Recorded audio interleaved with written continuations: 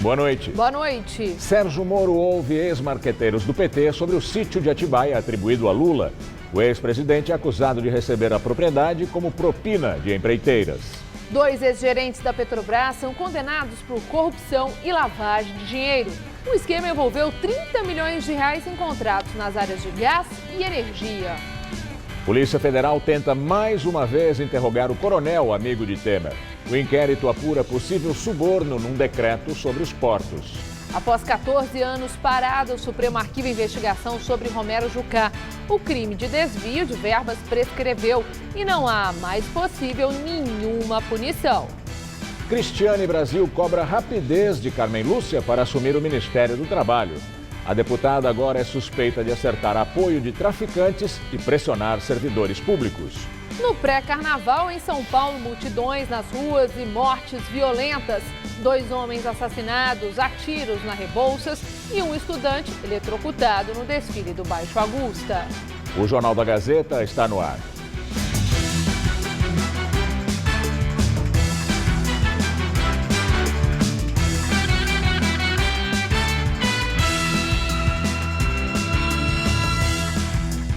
O pré-carnaval de São Paulo teve recorde público nos blocos de rua. Foram quase 4 milhões de pessoas. Este ano, boa parte dos foliões que costumava se concentrar na Vila Madalena teve que procurar uma alternativa, porque a prefeitura passou a limitar o movimento na região.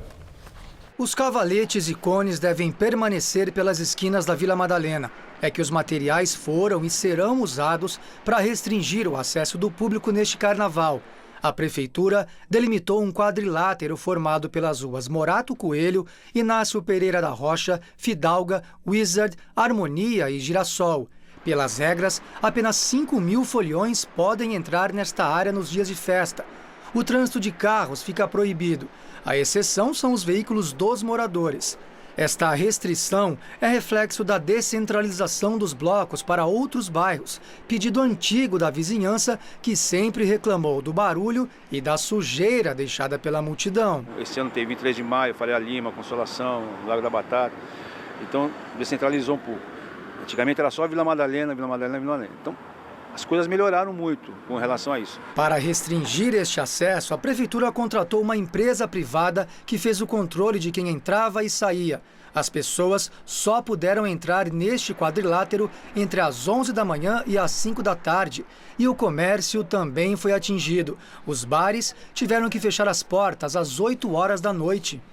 Para muitos donos de bares que dependiam deste público, houve prejuízo. As pessoas chegam sempre depois das 6, depois das 7, final de semana, então eles não conseguem entrar. Dia de sábado a gente tem 300, 400 pessoas no bar e no carnaval vem 30, 40 pessoas no máximo. Dentro da zona de restrição não teve bloco, mas fora da Vila Madalena foram 187 em toda a cidade. Na volta da festa, teve confusão no metrô. Na linha amarela, a estação Higienópolis Mackenzie foi fechada por medida de segurança.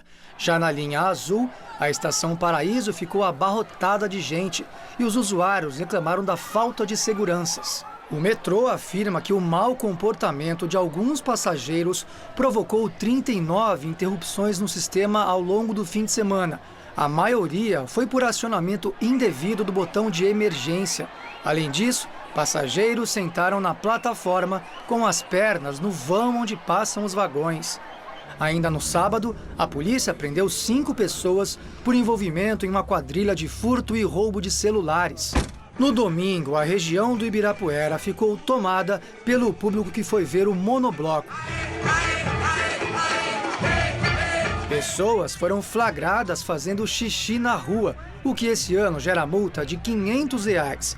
Nos banheiros químicos que a prefeitura instalou, teve muita fila. De acordo com o balanço oficial da prefeitura, 3.950.000 pessoas foram às ruas neste pré-carnaval. Um recorde absoluto que ultrapassou, inclusive, o total de foliões do ano passado, que foram 3 milhões do pré ao pós-carnaval. E um dos maiores blocos deste ano passou aqui pela Rua da Consolação, neste domingo.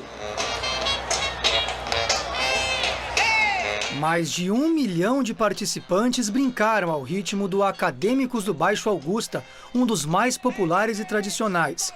A multidão dividiu a opinião de quem mora nos arredores. O portão virou banheiro público, a gente não conseguia voltar para casa, assim, terrível. Acho que isso não deveria acontecer. Foi tudo muito tranquilo, o pessoal brincando, sem nenhuma intercorrência. Seu prédio também ninguém reclamou? Não, ninguém reclamou. O pessoal, inclusive, gosta de participar e brincar junto.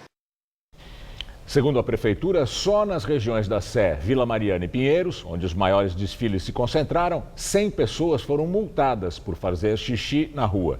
No próximo fim de semana, outros 170 blocos desfilam por São Paulo. E o fim de semana de carnaval também foi marcado pela violência.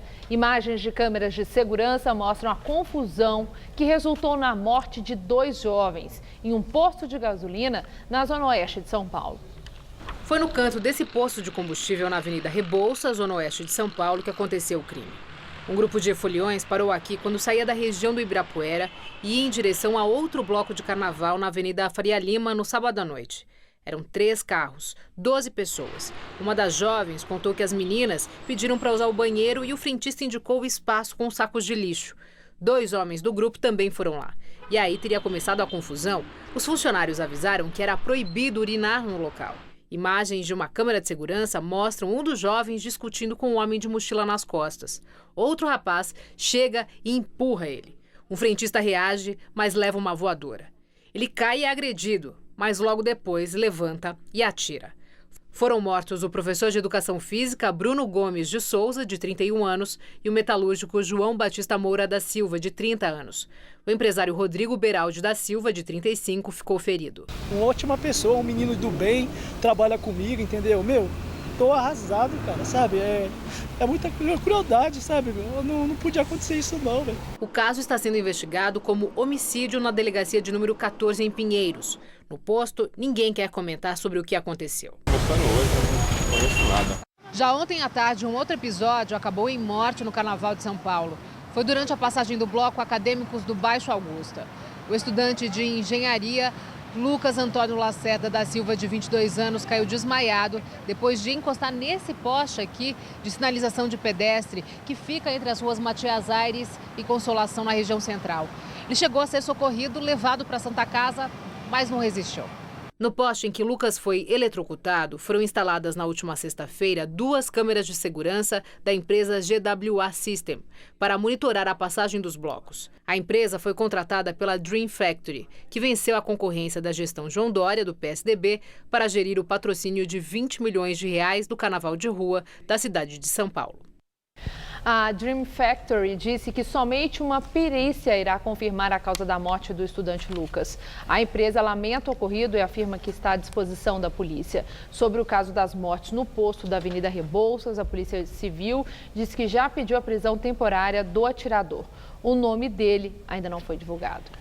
Com o argumento de que não existe censura prévia, a juíza Daniela Conceição, do Tribunal de Justiça de São Paulo, liberou o desfile do bloco carnavalesco Porão do DOPS, da capital paulista. Os organizadores do grupo foram alvo de uma ação da Promotoria por Apologia da Tortura. Para a magistrada, proibir o bloco de homenagear os torturadores Coronel Carlos Alberto Brilhante Ustra e o delegado Sérgio Paranhos Fleury seria suprimir direitos de liberdade de expressão. Segundo a juíza, os torturadores não foram reconhecidos judicialmente como autores de crimes por causa da posterior promulgação da lei da anistia. Mas a sentença registra a juíza não exclui os responsáveis pelo bloco de possíveis penalidades após o desfile. Entidades de defesa dos direitos humanos, como o Instituto Vladimir Herzog, repudiam a criação do bloco que homenageia conhecidos torturadores que agiram a serviço da ditadura militar. O ex-coronel João Batista Lima, amigo do presidente Michel Temer, é intimado mais uma vez. Ele deve ser ouvido no inquérito que apura suposto favorecimento de empresas no setor dos portos. A Polícia Federal tenta interrogar o coronel desde que a investigação começou no ano passado. Na última terça-feira, o delegado responsável pelo caso mandou enviar uma nova intimação para João Batista Lima.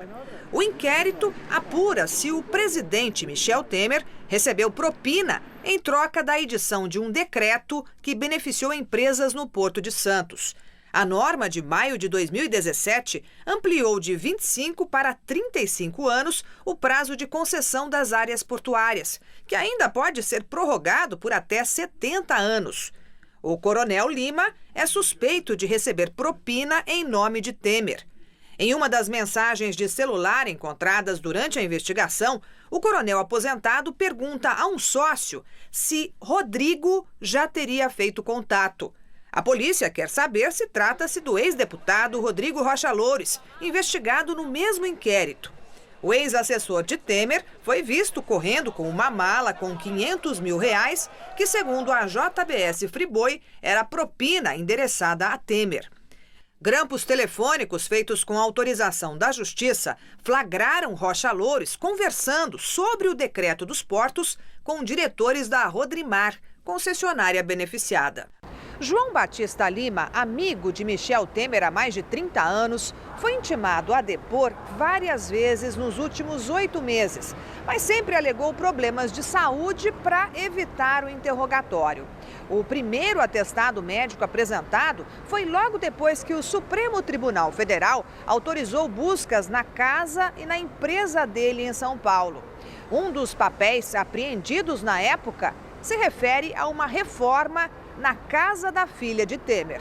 No inquérito, Rocha Loures já foi ouvido e Michel Temer respondeu às perguntas da Polícia Federal por escrito e negou o suposto esquema de corrupção no Porto de Santos. A PF diz que, para esclarecer o caso, é necessária a quebra dos sigilos fiscal e bancário das pessoas apontadas no inquérito. Os principais investigados são o presidente da República e os ministros dele, Eliseu Padilha e Moreira Franco, todos do PMDB. O juiz Sérgio Moro condenou 2 ex-gerentes da Petrobras, alvos da 4ª fase da Operação Lava Jato. Márcio de Almeida Ferreira recebeu em propina R$16 milhões e Edson Krumenauer 14 milhões. Ferreira foi condenado a 10 anos e 3 meses de prisão e Krumenauer, que firmou o acordo de delação, a 9 anos e 4 meses de prisão. Denunciado na mesma ação, o ex-gerente da Petrobras, Maurício de Oliveira Guedes, foi absolvido do crime de corrupção passiva. O ex-marqueteiro do PT, João Santana, e a mulher dele, sócia também, Mônica Moura, prestaram depoimento hoje ao juiz Sérgio Moro como testemunhas de acusação no processo sobre o sítio de Atibaia. O ex-presidente Lula é um dos réus. Nesta ação, o ex-presidente Lula foi denunciado por corrupção passiva e lavagem de dinheiro no caso do sítio de Atibaia em maio de 2017 e se tornou réu em agosto. A acusação trata do pagamento de propina pelas empreiteiras Odebrecht e OAS. Conforme a denúncia, Lula foi beneficiado com parte do dinheiro por meio de obras realizadas no sítio Santa Bárbara, em Atibaia, no interior de São Paulo. As reformas seriam para adequar o imóvel às necessidades do ex-presidente. Segundo o Ministério Público Federal, a Odebrecht e a OAS custearam R$870 mil em melhorias na propriedade. Apesar do imóvel estar em nome dos empresários João Suassuna e Fernando Bittar, que é sócio do filho mais velho do ex-presidente, o Lulinha, os investigadores da Força Tarefa da Lava Jato encontraram uma série de elementos que, segundo a denúncia, comprovariam que, na verdade, o sítio pertence a Lula. Entre eles estão roupas e também bens pessoais da família. Como os 2 pedalinhos que ficam estacionados do lago do sítio e trazem os nomes de 2 netos do ex-presidente. Além de um barco de pesca que teria sido comprado por Marisa Letícia em 2013. Há ainda indícios de visitas frequentes de Lula ao imóvel.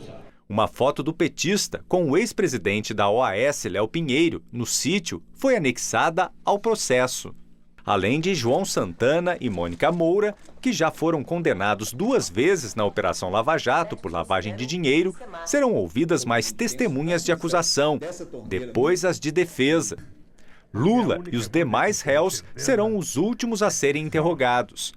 Entre eles estão o ex-presidente do grupo Odebrecht, Marcelo Odebrecht, o pai dele, Emílio Odebrecht, o ex-presidente da construtora OAS, Léo Pinheiro, o empresário José Carlos Bunlai, amigo de Lula, e Roberto Teixeira, advogado e compadre do ex-presidente. Lula já foi condenado em segunda instância a 12 anos e 1 mês de prisão pelos crimes de corrupção e lavagem de dinheiro, no caso do Triplex, em Guarujá. Daqui a pouco você acompanha aqui no Jornal da Gazeta trechos dos depoimentos dos marqueteiros João Santana e Mônica Moura e de Eduardo Musa, ex-gerente da área internacional da Petrobras. O Supremo Tribunal Federal arquivou a investigação sobre o senador Romero Jucá, do PMDB. Esse processo prescreveu depois de ficar quase 14 anos parado no Supremo.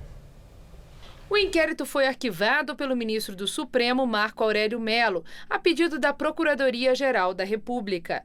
Jucá era investigado pelo crime de peculato por suposta prática de desvios de verbas públicas federais em obras para a construção de poços artesianos, no município de Cantá, em Roraima. Os crimes teriam ocorrido entre 1999 e 2001. A prescrição para este crime é de 16 anos, portanto não há mais possibilidade de punição para o senador. O crime de peculato tem pena máxima de 12 anos. Jucá ainda responde a outros inquéritos no STF, entre eles relacionados às delações de executivos da Odebrecht e o processo no qual é apontado como integrante do chamado quadrilhão do PMDB, que atuaria na Câmara e no Senado. E agora o comentário de Josias de Souza, direto de Brasília. Costuma-se dizer que o crime não compensa. Não é bem assim. A questão é que, quando compensa, o crime ganha outro nome. No Brasil, passa a se chamar foro privilegiado. Repare o caso do senador Romero Jucá. Investigado por suspeita de desviar verbas em obras de creches e poços artesianos numa cidade de Roraima, ele se livrou da punição porque o crime cometido há 16 anos prescreveu nos escaninhos do STF. 7 dos 11 ministros do Supremo já votaram a favor da redução da abrangência do foro privilegiado. O escudo só valeria para os crimes cometidos durante o mandato se tiverem alguma relação com o exercício da função pública. Mas o ministro Dias Toffoli pediu vista do processo, retardando o encontro de criminosos do poder com o mármore quente da primeira instância, onde ardem os sem mandato.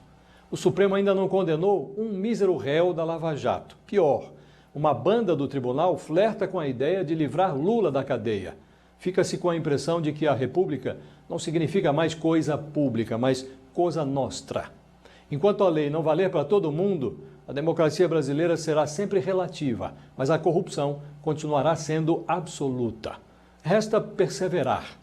De minha parte, não desanima, ao contrário, com a chegada do sinal da TV Gazeta a outras praças, inclusive Brasília, via net, a disposição é ainda maior. Com informação, o eleitor pode, se quiser, fazer justiça com os próprios dedos. Boa noite.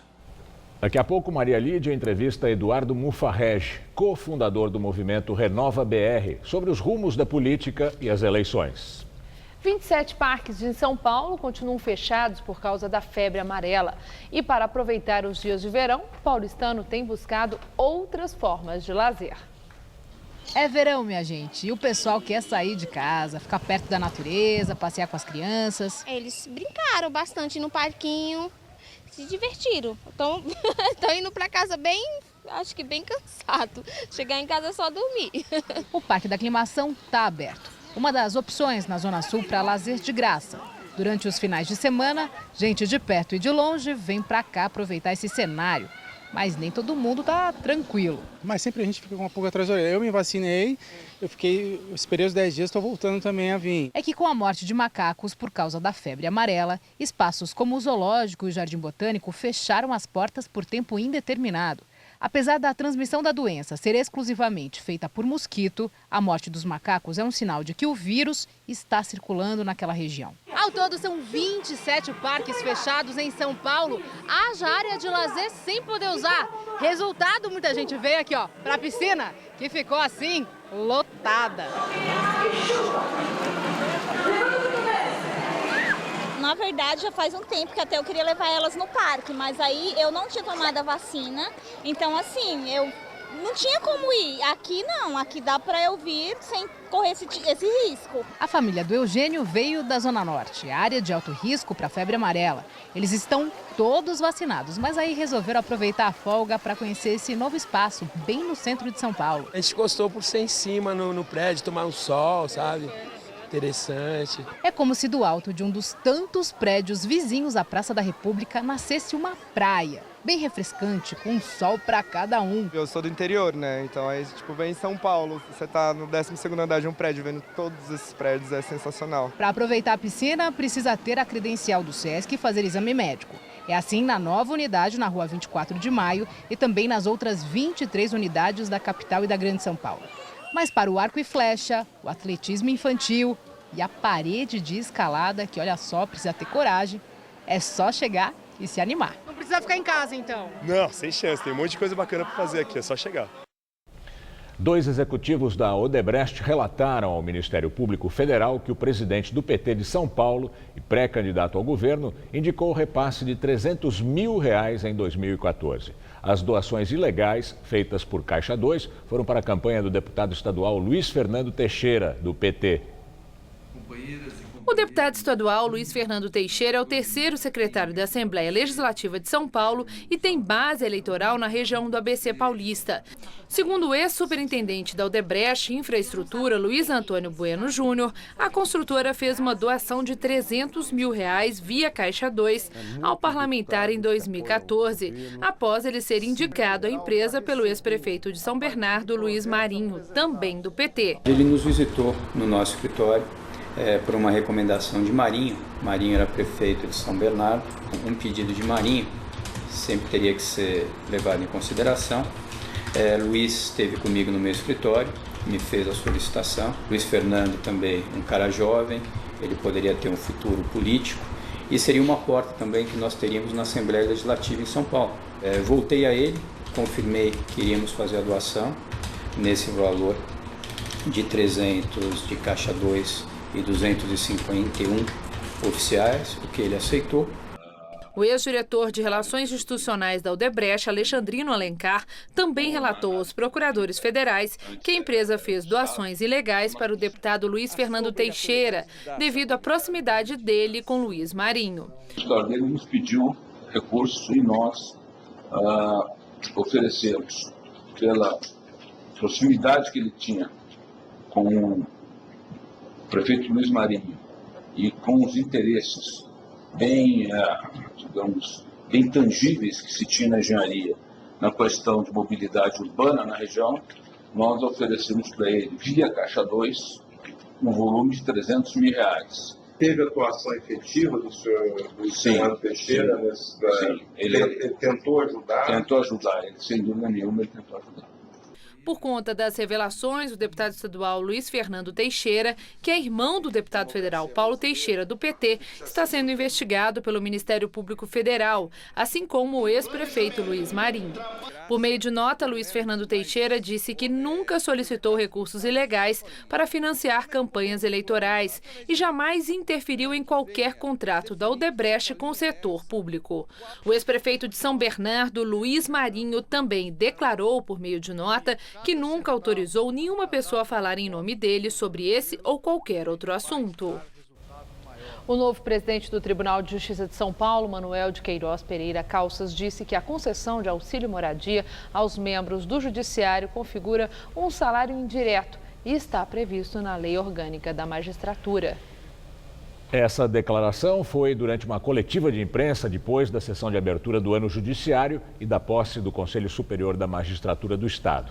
Pereira Calças admitiu receber o benefício mesmo sendo proprietário de imóveis e chamou de exposição desagradável, as notícias sobre colegas que também são beneficiados. A pedido da defesa de João Santana e Mônica Moura, não foram captadas as imagens das declarações deles, apenas o áudio do depoimento. Além dos dois, também foi ouvido no processo Eduardo Musa, ex-gerente da área internacional da Petrobras. João Santana disse que nunca foi ao sítio e que não sabia de detalhes sobre a propriedade. Eu nunca fui ao sítio. Não tinha conhecimento, não sabia desses detalhes de que sítio era esse. Inclusive, quando se referia nesse período ao sítio do presidente, eu imaginava que fosse um sítio que eu tinha conhecido há muitos anos atrás, que é um sítio que ele tinha perto de uma represa em São Paulo, mas não, nunca tive. A mulher e sócia de João Santana, Mônica Moura, também disse que só teve contato social com Lula e que nunca falou de dinheiro com o ex-presidente. Ela afirmou que não existe campanha no Brasil sem Caixa 2. Não existe campanha política no Brasil sem dinheiro não contabilizado, ou quer dizer, Caixa 2. A nossa empresa prestou serviços de várias campanhas a vários candidatos de vários partidos, não trabalhamos só para o PT, vários partidos, no Brasil e fora do Brasil. E no Brasil, especialmente, todas as campanhas que nós fizemos para todos os partidos que trabalhamos, desde que começamos a trabalhar com a nossa empresa, foi feito com pagamentos oficiais e pagamentos não contabilizados, sempre. Já Eduardo Musa, ex-gerente da área internacional da Petrobras, disse que não sabia de nenhuma reforma no sítio de Atibaia. Não sabe de nada? Não. Só informado pela imprensa, mas não conheço o assunto. Eles prestaram depoimento hoje ao juiz Sérgio Moro como testemunhas de acusação no processo sobre o sítio de Atibaia.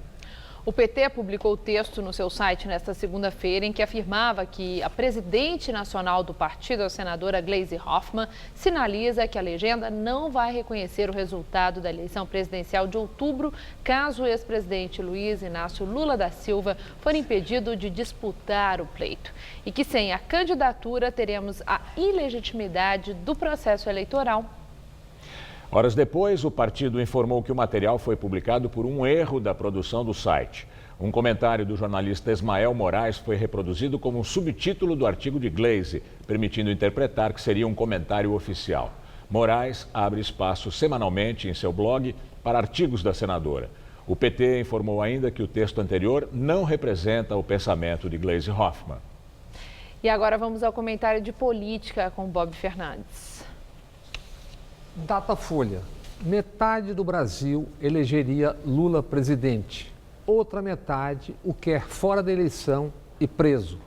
Rearticula-se lançamento do animador de programas de auditório da Globo, Luciano Huck. E isso diz quase tudo. Lula condenado, 72 horas depois, começaram a ser desnudados e expostos símbolos da Lava Jato.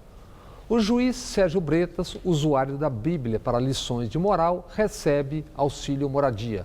Ele e a mulher, também juíza, moram no Rio, com salários de 33 mil se e quando dentro do teto oficial.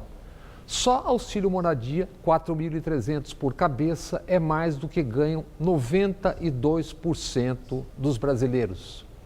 No dia seguinte a Bretas se soube. O juiz Moro mora em Curitiba, em casa própria, mas recebe auxílio moradia. Defendeu-se dizendo, é compensação para a falta de reajuste. Juízes do TRF4 que condenaram Lula têm, por vezes, acumulados penduricalhos para além do teto oficial. Salários de 72 mil, 73 mil, 48 mil, por aí. Só depois de Lula condenado, a escancaração. 17 mil magistrados, juízes, ministros recebem 817 milhões ao ano como auxílio moradia. 3,2 bilhões em 4 anos, desde que o ministro Fux tornou legal o auxílio moradia. Tornado legal, mas profundamente imoral. Mais ainda quando embolsado pelos que foram transformados ou autoescalados ícones da moralidade. 2 horas, só 2 horas depois da condenação de Lula, o anúncio. Serra teve prescritos inquéritos sobre crimes. Prescrição se dá por omissões no sistema judiciário. É decisão política. Serra foi delatado por receber mais de 20 milhões em banco suíço. Novis, ex-presidente da Odebrecht, diz que Serra recebeu 52 milhões em propina desde 2002. Delator da Odebrecht diz que Alckmin recebeu 10 milhões em Caixa 2.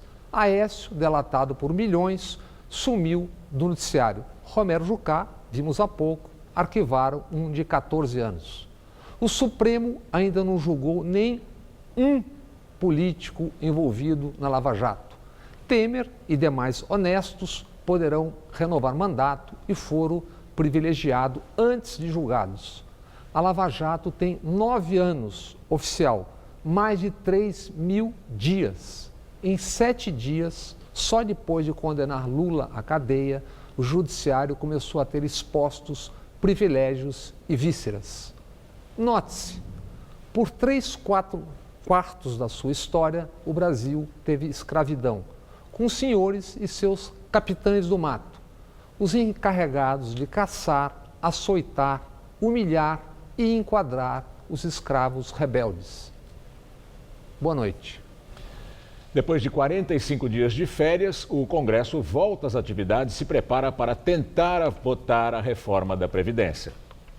A cerimônia convocada pelo presidente do Congresso, Eunício Oliveira, do PMDB, contou com a presença do presidente da Câmara, Rodrigo Maia, do DEM, e da presidente do Supremo Tribunal Federal, a ministra Carmen Lúcia.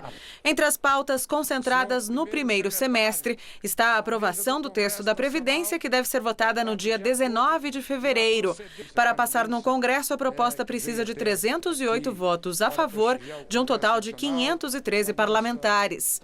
O presidente Michel Temer não compareceu, mas por mensagem lida pelo primeiro secretário da Câmara, o deputado Jacobo, do PR, voltou a afirmar que a reforma na Previdência é uma medida de urgência no plano econômico do país.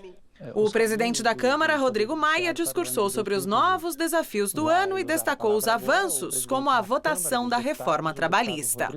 Nós votamos no ano passado matérias tão importantes e tão polêmicas como a reforma trabalhista. E eu tenho certeza que os resultados da reforma para a vida das pessoas já começam a aparecer. E o governo insiste na nomeação da deputada federal do PTB, Cristiane Brasil, para o Ministério do Trabalho. Em mais um escândalo, ela é investigada se deu dinheiro a traficantes do Rio de Janeiro para ter direito exclusivo de fazer campanha. Numa gravação, a parlamentar foi ouvida coagindo servidores para que ajudassem na busca por votos. O jornal O Estado de São Paulo teve acesso ao inquérito que apura suspeitas de tráfico de drogas e associação ao tráfico durante a campanha eleitoral de 2010 e ainda um suposto envolvimento no caso do deputado estadual Marcos Vinícius, do PTB do Rio de Janeiro e ex-cunhado de Cristiane Brasil. Segundo o Estadão, outros 3 assessores dela também são suspeitos de dar dinheiro a traficantes de Cavalcante, bairro na periferia da Zona Norte do Rio de Janeiro e uma das bases eleitorais da deputada. Cristiane Brasil não disputou eleições em 2010, mas apoiou a candidatura de Marcos Vinícius para a Assembleia Legislativa do Rio. Apesar da polêmica, o ministro da Secretaria de Governo, Carlos Marum, voltou a defender a nomeação da deputada para o Ministério do Trabalho. O governo continua insistindo no reconhecimento da prerrogativa do presidente Temer, prevista na Constituição, de nomear os seus ministros. Não houve qualquer indicação do PTB que pudesse, no sentido de que pudesse alterar a sua indicação, e o governo não vai solicitar ao PTB nada nesse sentido. Além da suposta aproximação com traficantes, um áudio gravado durante uma reunião com cerca de 50 pessoas em 2014 aumentou a discussão sobre a conduta política de Cristiane Brasil.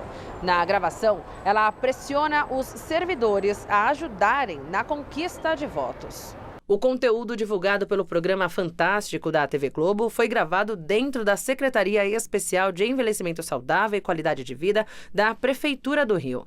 Cristiane Brasil comandava a pasta durante a campanha de 2014, quando disputou a vaga para a Câmara dos Deputados. Se eu perder a eleição de deputada federal, eu preciso de 70 mil votos. Eu fiz quase 30, agora são 70 mil. No dia seguinte eu perco a secretaria.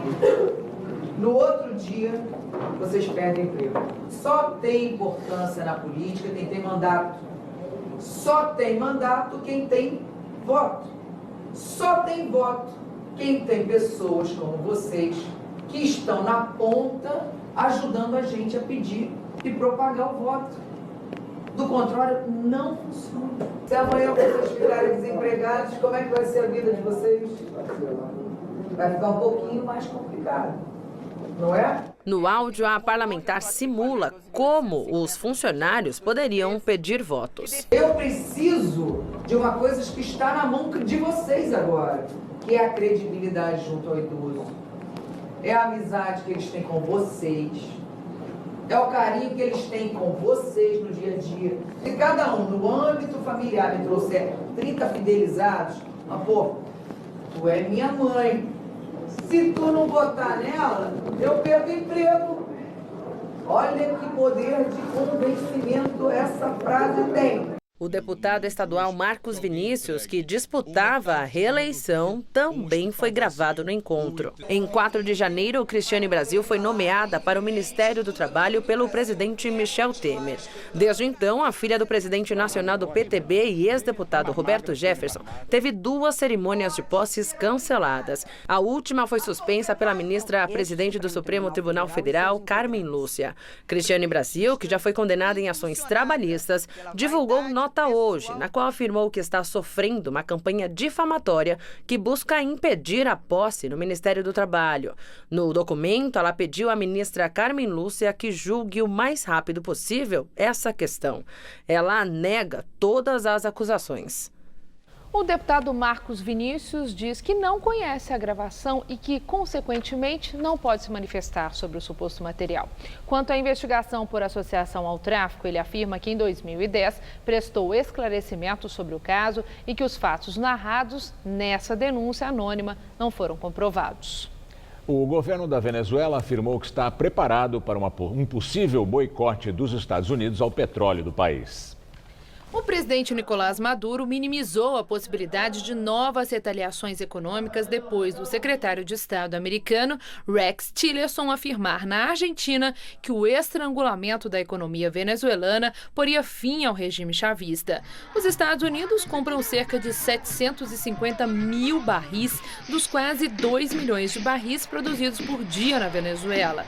Para Maduro, o boicote americano não aumenta o sofrimento dos venezuelanos, que já sofrem com uma grave crise econômica, com hiperinflação e falta de remédios e alimentos. Com a possibilidade de agravamento da situação econômica e social da Venezuela, aumentou a preocupação do governo de Roraima com o fluxo de imigrantes. Estima-se que 40 mil venezuelanos já estejam na capital, Boa Vista. O governador decretou estado de emergência e pediu apoio federal. Mas o governo Temer ainda não apresentou qualquer plano. Os venezuelanos não são refugiados. Esse status é concedido só para aqueles que fogem de perseguição política, étnica ou religiosa. A solicitação dos imigrantes venezuelanos é para trabalhar legalmente aqui no Brasil.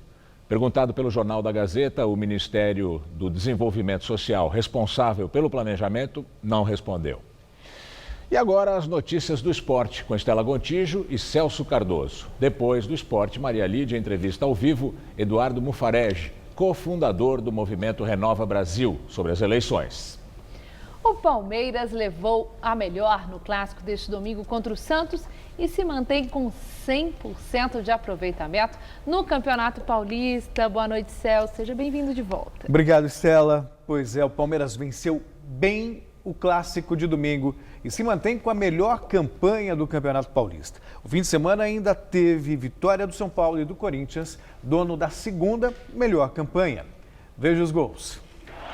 Jogando no Allianz Parque, o Palmeiras abriu o placar nessa cabeçada do zagueiro Antônio Carlos, que chorou ao fazer o gol e dedicou ao sogro, que se recupera de um infarto.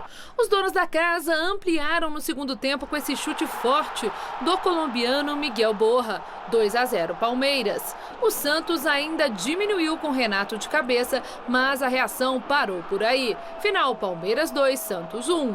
No sábado, São Paulo enfrentou o Botafogo de Ribeirão Preto e Diego Souza abriu a contagem para o time do Morumbi. Cobrando o pênalti, o peruano Cueva fez o primeiro dele no ano e comemorou pedindo desculpas aos torcedores pelo mau comportamento dos últimos meses no clube. Final, São Paulo 2, Botafogo 0.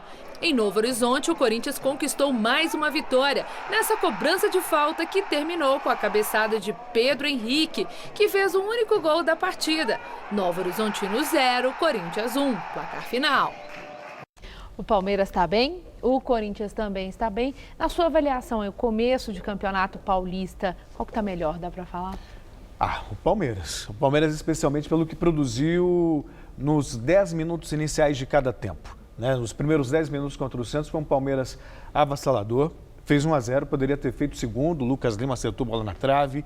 E no segundo tempo também, nos primeiros 10 minutos, o Palmeiras deu uma blitz ali no Santos, chegou ao segundo gol com o Borja e tem 100% de aproveitamento. Então eu diria que o Palmeiras segue com força, se destacando, e o Corinthians a gente já conhece, né? Campeão brasileiro, campeão paulista no ano passado, mantém a mesma disciplina tática e organização. Então vai ter uma briga boa. Sem dúvida. Corinthians e Palmeiras, pelo menos essa expectativa até o final da temporada. Mais emoção. Sem dúvida. Agora o basquete feminino, a TV Gazeta, a emissora oficial da LBF. E domingo teve mais um jogaço transmitido ao vivo aqui pela emissora. Olha, Steli, foi realmente um jogão. O time de Presidente Venceslau recebeu o Vera Cruz Campinas em partida emocionante, equilibrada, do começo ao fim. Jogando em casa pela primeira vez nesta LBF, o Presidente Venceslau aproveitou o apoio da torcida no ginásio José Francisco Abegão para surpreender o todo-poderoso Vera Cruz Campinas na primeira parte do jogo. Liderada por Isabela e pelas argentinas Augustina Leiva e Macarena Durso, a equipe mandante terminou o primeiro tempo em vantagem, com 35-27 no placar, colocando em risco a invencibilidade do adversário. 4 segundos, 3, 2, 1 e a bola não cai.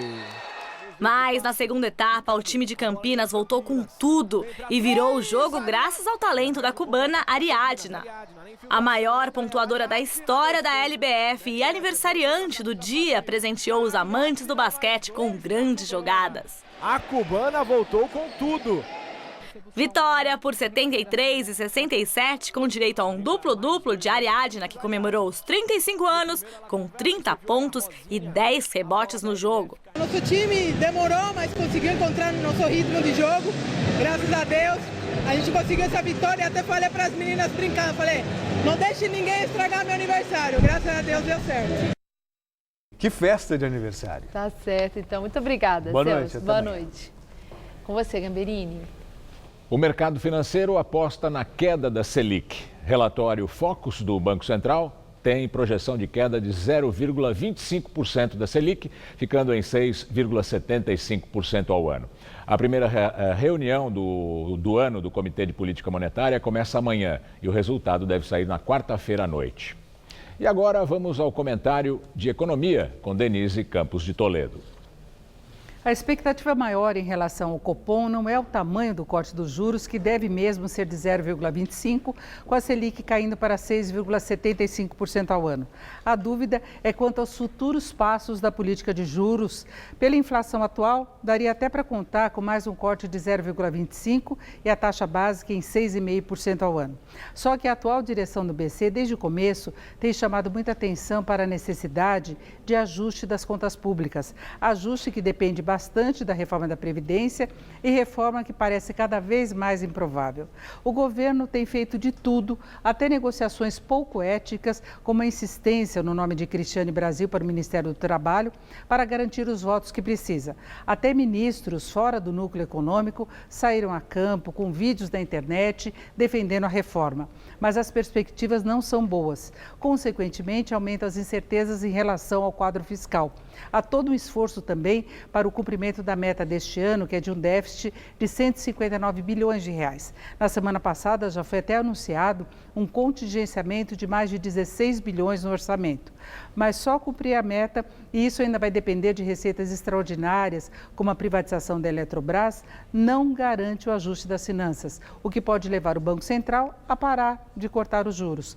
Mais do que isso, dependendo do comportamento futuro do mercado, especialmente do dólar, e as consequências que possa ter sobre a inflação, é possível que os juros voltem a subir, sendo que as novas políticas de preços administrados, como as altas sucessivas dos combustíveis, repasses de rombos do sistema de energia para as tarifas, também podem gerar mais pressões inflacionárias, não é só o dólar. Então, o comunicado que será divulgado junto com a nova taxa básica é que será analisado com muita atenção.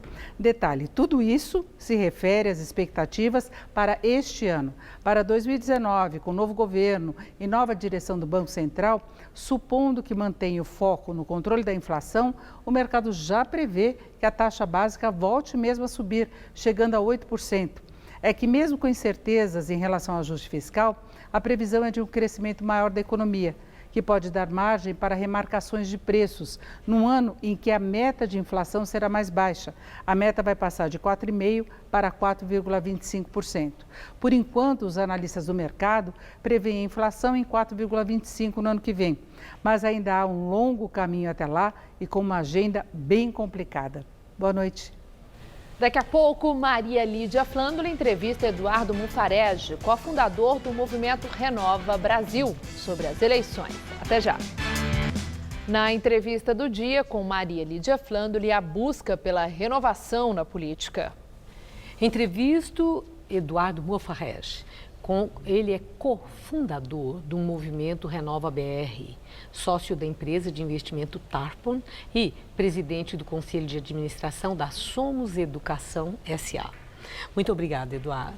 Eu que agradeço. Obrigado. São muitos os movimentos de renovação na política que têm aparecido, já está estabelecido um grande debate, principalmente nas redes sociais, e tomamos conhecimento não faz muito tempo do Renova BR. Eu acho que essa é a ótima oportunidade para que você apresente a quem nos assiste o Renova BR. Perfeito. Bom, em primeiro lugar, boa noite para os telespectadores, é um prazer estar aqui. No Brasil, a gente tem várias instituições de formação de líderes empresariais, de formação acadêmica, mas a gente não tem nenhum lugar onde a gente forma políticos. E, de fato, quando a gente vê hoje a grande crise de representação que a gente passa no nosso país, uma crise aguda entre representantes e representados, as pessoas se sentindo completamente desconectadas da política, a gente pode argumentar que a qualidade de formação, ou em muitos casos até a própria qualidade humana dos nossos representantes, ela está aquém daquilo que é desejado pela sociedade. Foi nesse sentido que a gente estruturou esse programa, para que a gente possa viabilizar a formação de novas lideranças políticas para o Brasil. Bom, então eu estou entendendo que mais do que um movimento como esses que estão aparecendo, que são representativos também, vocês são uma escola para políticos, formação de políticos? O nosso programa é ancorado em formação. E, ao mesmo tempo, a gente é suprapartidário. A gente tem pessoas de diferentes espectros ideológicos, a gente entende que tem boas pessoas nos diferentes espectros ideológicos da política brasileira, e a nossa missão é fazer com que essas pessoas tenham uma preparação bem adequada e para que elas possam pensar também no seu projeto político e que, caso cheguem numa posição de legislativo, que é o nosso foco inicial, que elas cheguem preparadas. Então, eu estou entendendo, se é um instituto para formação, é uma escola. Nesse sentido, formação, escola, isso nos leva a pressupor que existe uma orientação filosófica, ideológica ou mesmo pedagógica. Qual é a orientação do Renova BR? A orientação do Renova está ancorada em 4 pilares. Primeiro pilar, autoconhecimento e liderança. A gente acha que é fundamental para qualquer pessoa que venha a disputar um cargo eletivo no futuro, caso seja o seu desejo, é muito importante ela se conhecer e ela entender o que a mobiliza.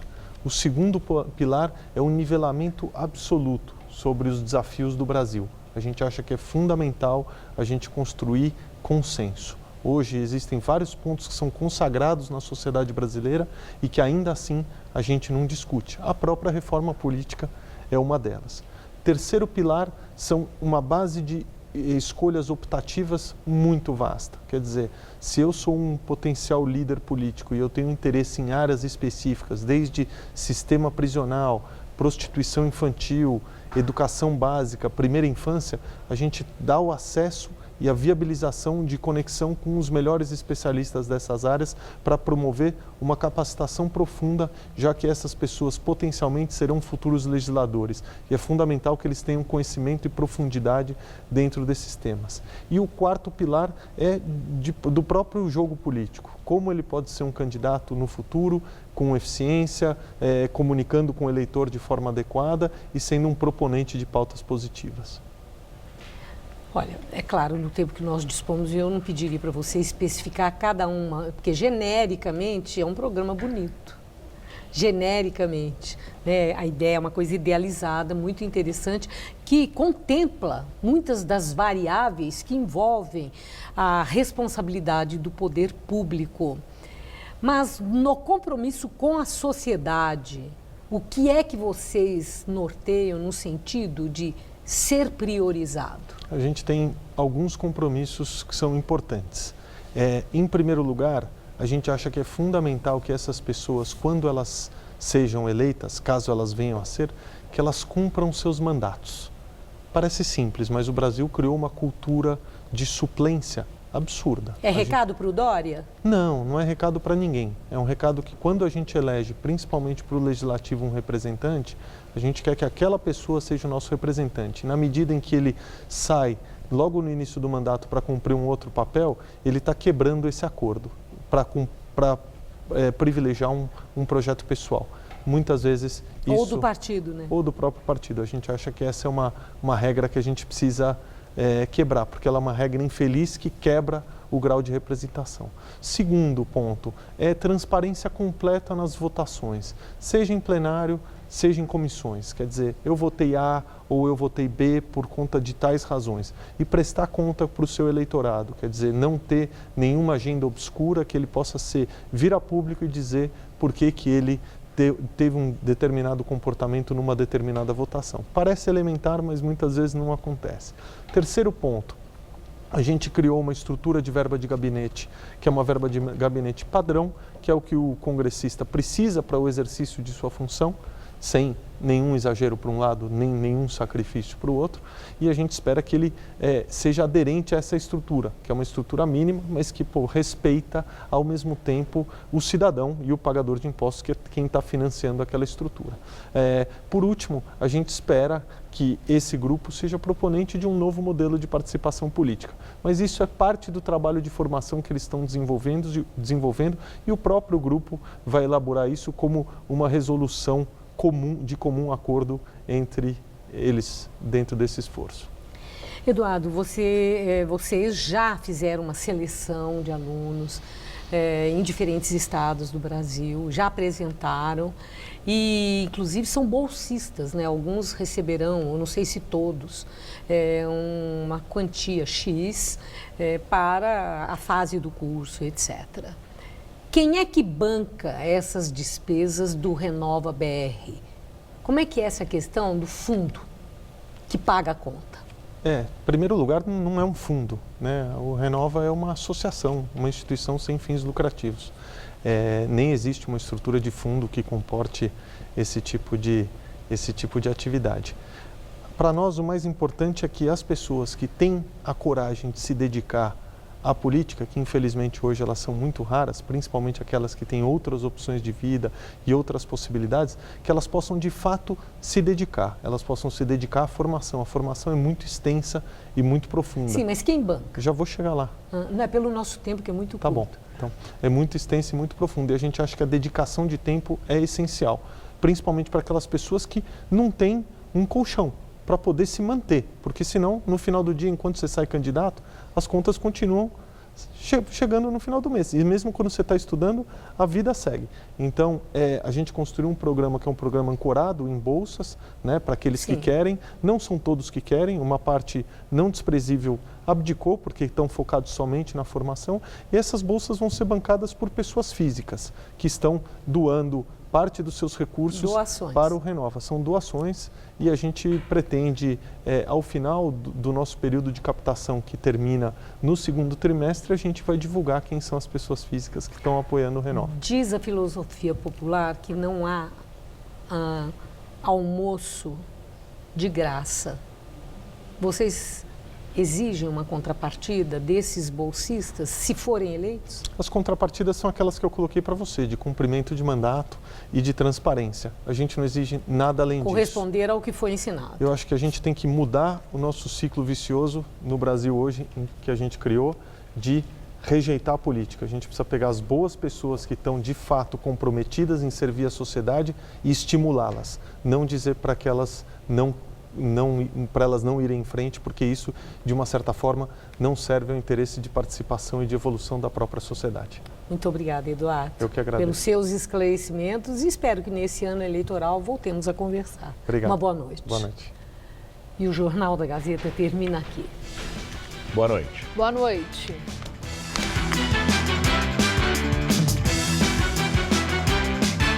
Hoje, 10h30 da noite, no Todo Seu, conheça melhor o mundo do xadrez, as variações do jogo em diferentes países e as técnicas para desenvolver suas habilidades.